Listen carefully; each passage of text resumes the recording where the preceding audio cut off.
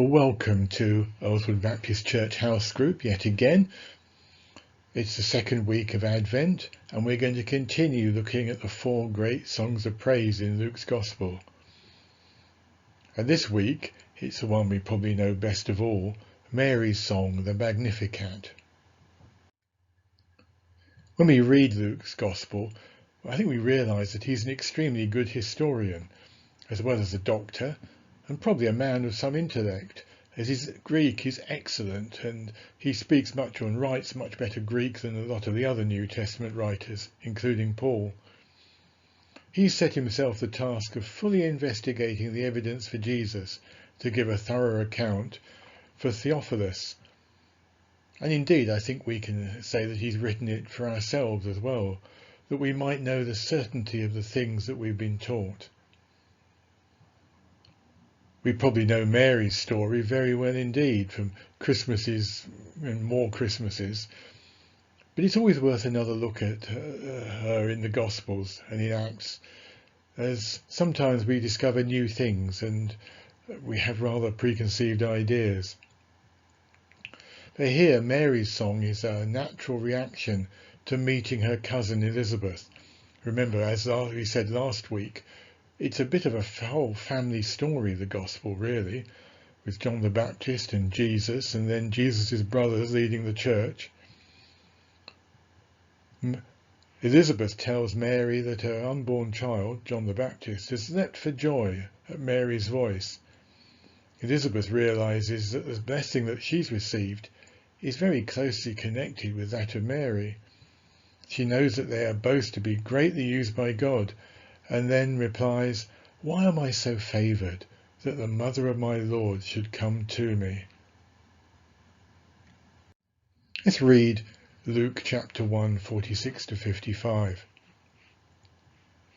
And Mary said, "My soul glorifies the Lord, and my spirit rejoices in God my Saviour, for he has been mindful of the humble state of his servant.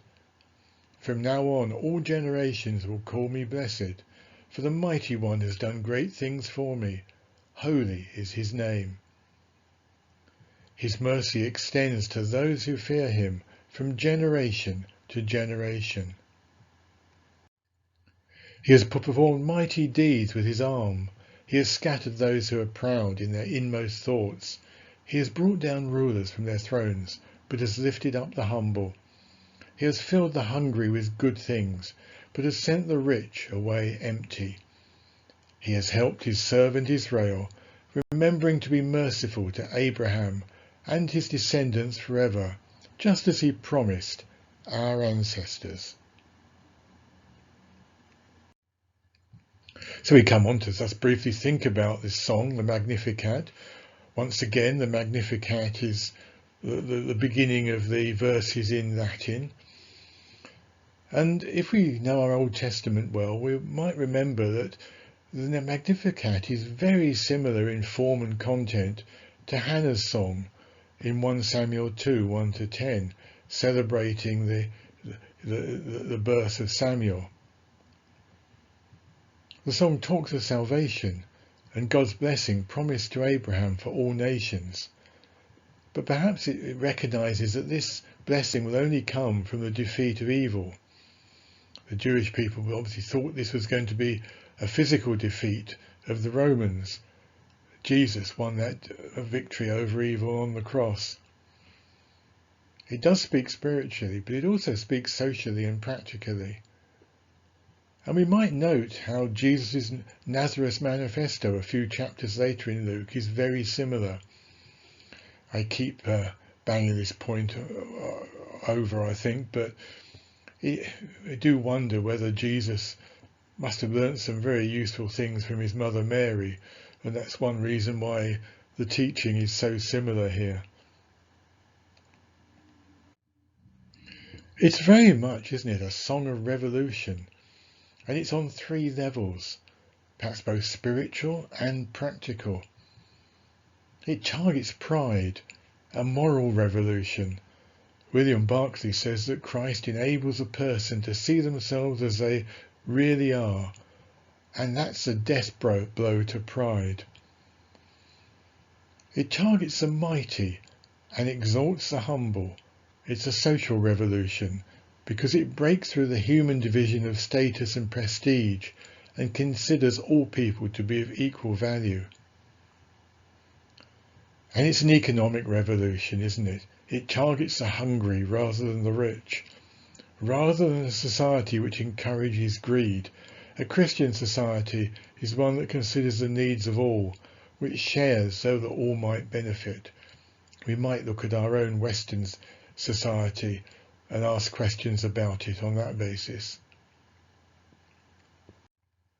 So some questions, as ever, to think about at home, or maybe not discuss on Zoom in house group. We have different denominational views of Mary, don't we? But how should the church best remember her as part of God's big picture of salvation? Perhaps we might think that the Catholic Church makes too much of her, but us Protestants protest too much and write her out the story a bit. The Jewish people had in their minds an image of the kind of Messiah that they were looking for and how he'd achieve his aim.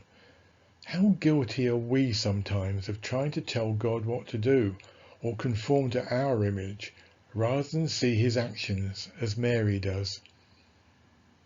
And in the song, is Mary thinking militarily, or is this more to do with status?